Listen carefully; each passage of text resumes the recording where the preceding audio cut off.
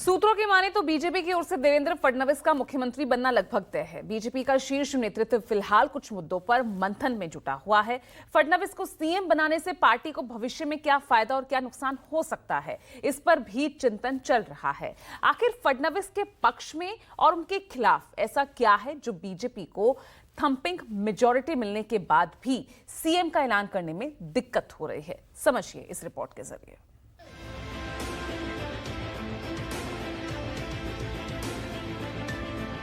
सलामत रहे हिम्मत, या एक चिराग कई आंधियों पे भारी। मुश्किलें जरूर है मगर ठहरा नहीं हूं। मुश्किलें जरूर है मगर ठहरा नहीं हूं। मेरे मंजिलों से कह दो अभी पहुंचा नहीं हूं।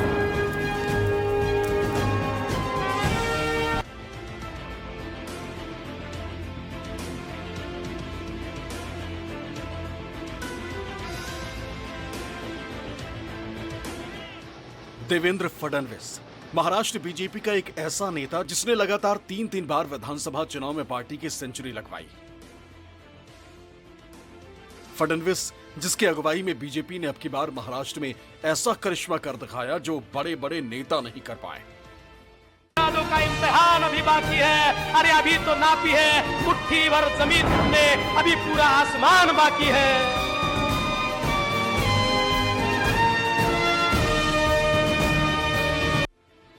अब फडणवीस का अगला पड़ाव महाराष्ट्र के सीएम पद की कुर्सी। सूत्रों के माने तो बीजेपी की ओर से मुख्यमंत्री पद के लिए देवेंद्र फडणवीस सबसे प्रमुख दावेदार हैं। सूत्र यह भी बता रहे हैं कि बीजेपी के केंद्रीय नेतृत्व भी फडणवीस के नाम पर लगभग सहमत है। अब ऐसे में सवाल उठता है कि आखिर फडणवीस के पक्ष में ऐसा क्या है जो उनका पलड़ा बाकी नेताओं के मुकाबले सबसे ज्यादा भारी है। 2019 से 2024 के बीच सियासी महारत। दरअसल 2019 में भारतीय जनता पार्टी उद्धव ठाकरे की अविभाजित शिवसेना के साथ विधानसभा का चुनाव लड़ी थी। दोनों गठबंधन को सरकार बनाने के लिए जनता ने स्पष्ट बहुमत भी दिया था। लेकिन जब बारी सरकार बनाने की आई तब उद्धव ठाकरे ने खुद को सीएम पद के लिए प्रोजेक्ट कर दिया। उद्धव की इस दावेदारी ने बीजेपी और शिवसेना गठबंधन को अधर में लटका दिया। कई दिनों तक उद्धव ठाकरे अपनी इज्जत पर अड़े रहे और बीजेपी जब उनकी मांग पर राजी नहीं हुई तो उद्धव ठाकरे ने बीजेपी के साथ अपना गठबंधन तोड़ लिया। इस दौरान प्रदेश में 11 दिनों तक राष्ट्रपति शासन भी लागू रहा। इसके बाद फडणवीस ने एनसीपी के अजित पवार को अपने साथ लाकर 23 नवंबर 2019 को सीएम पद की शपथ ली थी। लेकिन शरद पवार के सहमति नहीं होने की वजह से महज 3 दिन में ही फडणवीस को सीएम पद से इस्तीफा देना पड़ा, जिससे बीजेपी की सरकार गिर गई।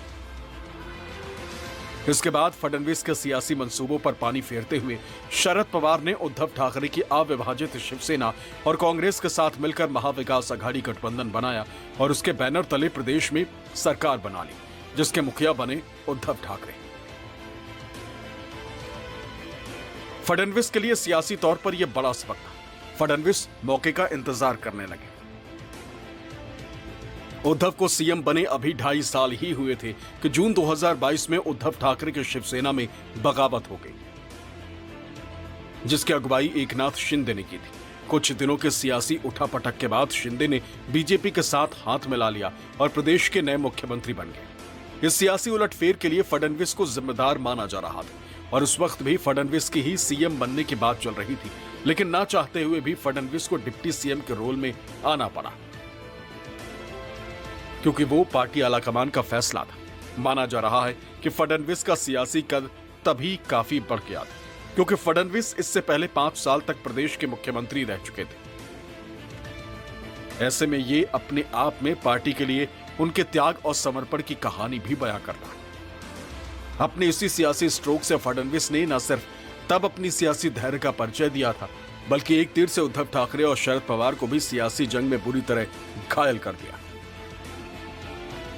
उसके ठीक 1 साल बाद जुलाई 2023 में शरद पवार के एनसीपी में उनके भतीजे अजित पवार ने बगावत कर दी।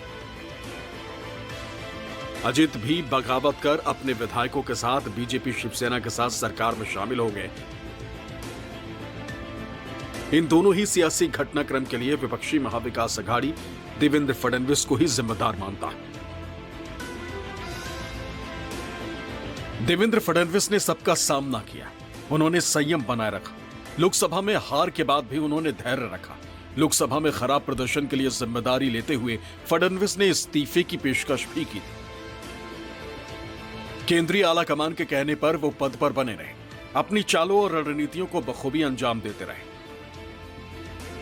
बीजेपी की रणनीति को जमीन पर उतारते रहे, जिसका नतीजा है कि बीजेपी की अगुवाई में महायुति ने रिकॉर्ड तोड़ जीत हासिल की और खुद बीजेपी महाराष्ट्र में अपने इतिहास की सबसे बड़ी जीत हासिल कर पाई।